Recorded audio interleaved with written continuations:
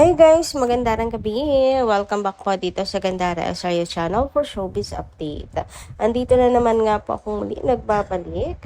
Ang nagmamaganda ninyo kachismasang Kim Pao, wala na nga pong iba, ang lokaret na si Gandara Azaria upang maghatid po sa inyo ng latest update and fresh happenings patungkol kina Kim Chiu and Paolo Avellino. And para po sa gabing ito, ang tatalakayin naman natin at pag-uusapan ay meron nga pong kinalaman na dito sa mga plano ni Kim Chiu and Paolo Avellino in the future. And syempre ang pangarap ng mga Kim Pao fans na business nila Kim and Paolo. Pero bago po lahat, sa mga di pa nakaka-subscribe sa ating channel, maaari lamang na pindutin po ninyo ang subscribe button natin at notification bell na nariyan sa baba upang kayo po ay maging updated at ma-notify tuwing may bago tayong chika at balita hinggil sa Kim Pao. Basta mga balita na may kinalaman kina Kim Chiu and Paolo Avellino, sagot na nga po natin yan. And nais din po pala natin magbasa ng ilang mga comment mula sa ating mga taga-subaybay bilang pasasalamat sa walang sawang pagsuporta at pagtutok sa ating daily updates at para bigyan na rin po ng tinig ang kanilang mga reaksyon at opinion bilang mga fans nila Kim and Paolo. So ito na nga ang first commenters po natin ay nagmula dito po kina Ma'am Elisa Lim at Ma'am Vivian Caraig. Shout out po mga madam at magandarang gabi. Sabi nila rito, thanks Miss Gandara for your Kim Pao updates. I love you because of your never-ending support and love for Kim Pao. Such a happy feeling to learn that the Alibi has the higher ratings compared to the Gerald series Blood vs. Duty. O diba? Miss Gandara, winner ang The Alibi. Taob sila, Gerald. Blood vs. Duty. Ayaw niyong maniwalang malakas talaga ang Kimi. Thanks Miss Gandara. True love silang dalawa. So ayan, yung iba sinasabing pag second slot talaga ang Kim Pao, napakalakas talaga nilang dalawa sa second slot. At ayun nga, panay ang panlalait nila sa The Alibi kasi mahina daw. Pero ganun din naman ang kanilang ipinalit. Ganun din, napakahina din po. At ayun nga, paglipat po ng The Alibi sa second slot, mas dumami at tumaas po ang ratings nito. Kaya naman congratulations Kim and Paolo na pinapatunayan talaga na hindi pa po sila laos. Alam niyo naman ang mga bashers, ayan ang kanilang ipinupukol sa Kim Pao, laos na daw, matatanda na, para sa love team. Totoo naman, matanda na ang Kim Pao sa love team.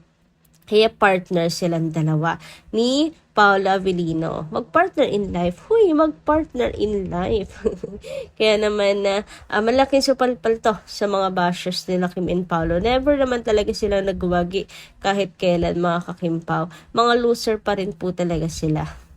Anyway, dumako naman tayo sa next comment natin na mula po kay Miss Concordia Sanchez. Shout out po sa inyo.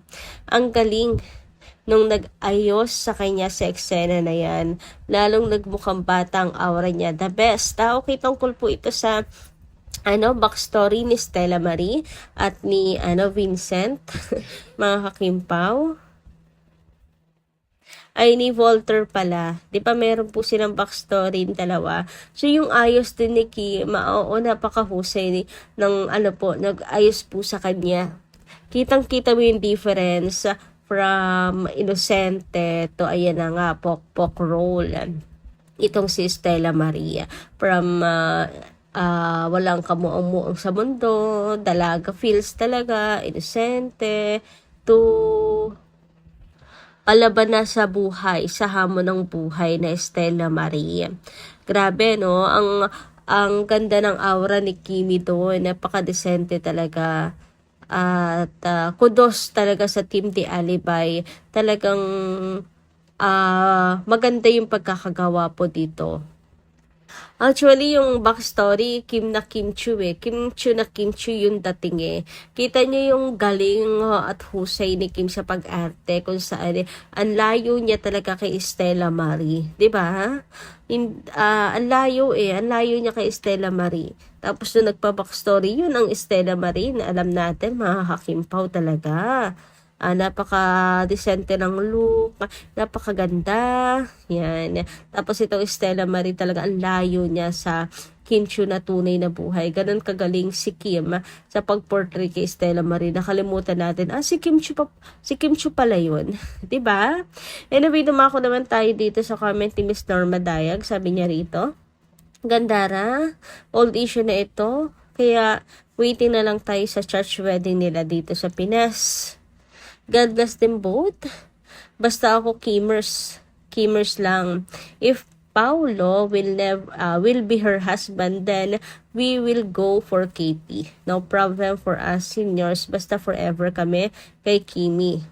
But meantime, KP na kami because of Kimi. God bless them both. Thank you so much sa inyong komento, Ma'am Norma Dayag. Marami din naman po makaka-relate sa inyo. Siyempre, di ba, kung sino ang mahal ni Kim, sino ang nasa puso niya, yun talaga po ang kumbaga nandun lang para sumuport po sa kanya. And dadamayan si Kim, ano man ang mga dumaan po sa buhay niya. Di ba? Anyway, speaking of Kim Chiu, mga kakimpaw, so eto na nga. 'Di ba? Nung pumunta po siya sa Paris, sinasabi nung iba na hindi naman magkasama ang dalawa. Tapos nung napatunayan natin na magkasama ang dalawa, alam nyo kung ano ang pinupukol naman ngayon kay Kim? Eto naman, para daw linta si Kimi na sunod ng sunod kay Paolo. O akala ko po ba hindi talaga magkasama ang dalawa at nagdidilulo lang kami. Pero bakit ngayon na napatunayan na nasa Paris nga si Kim? Eto naman, pabago-bago na naman kayo. Pabago-bago kayo ng linyahan. Ngayon naman, parang linta daw si Kimi. Yung totoo, di ba? Mga mema lang. Sabi nga ni Blair, nega. Para daw linta si Kimi kay Pao kasi sunod-sunod sa Paris. Hoy, mga ubob, magtsusawa na sila, no? Matagal na. Ang slow nyo, hindi kasi nila makikita yan as reasons sa Miss Blair. Kasi nga mga bulag-bulagan po sila sa katotohanan. Yun na nga bakit nandun si Kim sa Paris? Hindi ugali ni Kim ang habol kung wala po talagang sila. Diba? Anyway, eto na nga mga kakimpaw, pag-usapan naman natin ang ipinunta ni Chinita Princess po sa Paris, kung saan marami nga pong natuwa nang malaman na nag-aral po si Kim ng business doon sa Paris. Sabi nga dito, she took a management course, then she also had baking and cooking lessons. She did so much in those 3 weeks. Thanks for sharing, Kimberly. Totoo, no? Ang dami nagawa ni Kim.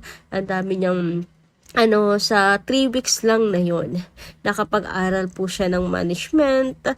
Tapos, may baking and cooking lessons pa. Tapos, nakapamasyal pa yan siya. At syempre, bebe time with her hubby. Huy, bebe time. Ang dami nagawa ni Kim, kaya sobrang proud na proud po ang Kim Paulandia po sa kanya. At eto pa, since yun nga si Kimi, sabi pa dito, indeed, 2026 is a year of growth for her. Even her churista in Paris was extra productive too. So great to see you doing what you love and what you're passionate about, Kimi. Keep going. We're so proud of you. Hindi kasi talaga matetengga yan si Kimi, guys. Talagang susulitin yan ni Kim pagpunta doon, pagbabakasyon sa Paris. 'Di ba? Minsan ka lang pahinga sa work. So dapat talaga sulitin ang mga kakimpaw. And ayun na nga, 'di ba? Ganoon naman talaga tayo kapag nasa ibang bansa, kapag syempre susulitin, sayang yung pinunta mo diyan, 'di ba? O kaya habang nag-aaral siya, nag-enjoy din po siya. Na-enjoy din po niya yung buhay niya. And since si Kimi nag-aral nga din po ng baking, ayan, meron pa siyang cooking lesson. Hindi maiwasan maisip ng Kim Paulandias na si Kimberly ay magtatayo ng isang resto. Ayan, tungkol sa business talaga ipinunta ni Kim sa Paris. Kaya kung siya ay nag-cooking lesson, malamang ay another business na naman ang nasa isip ni Kimi na i-open, ang i-manage, ayan, na ipatayo. And syempre ang Kim Paulandia ay for the support po sa plano niyang yan, mga ka-KB. Sigurado mabenta yan, mga ka-Kimpaw. Pero anong resto? Or baka bakery? Di pa tayo sure. Mahilig din naman po si Kim magluto, di ba?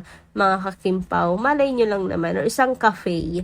Malay nyo, isang cafe pala ang ipatayo ni Kimi. Since ang mga Pilipino, di ba? Hilig po yan magkape, meriendas, ganyan. So, malay niya isang cafe ang itayo ni Chinita Princess. For sure, dyan po pupunta ang mga fans pag may mga pagtitipon, kapag may mga party. Naku, magandang idea yan, Kimi.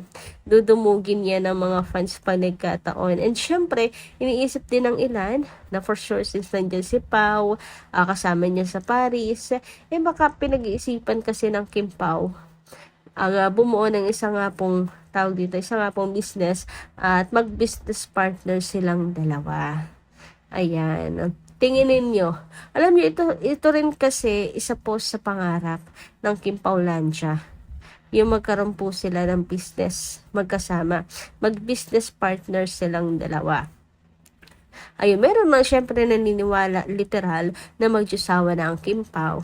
Kaya naman talaga magiging mag-business partners sila. Pero syempre tayo mga dilulo lang na magjusawa na Kim and Paolo, minamanifest yan na sana po ay magkatotoo. Parang kung magkatuluyan nga sila sa tunay na buhay, diba? They are so stable, may naipatayo na. Since ang ganda rin ng hula sa kanila, di ba nalala niyo yung hula sa Kim Pao na ultimo sa business, na napaka-compatible nilang dalawa. So, may na-train nila.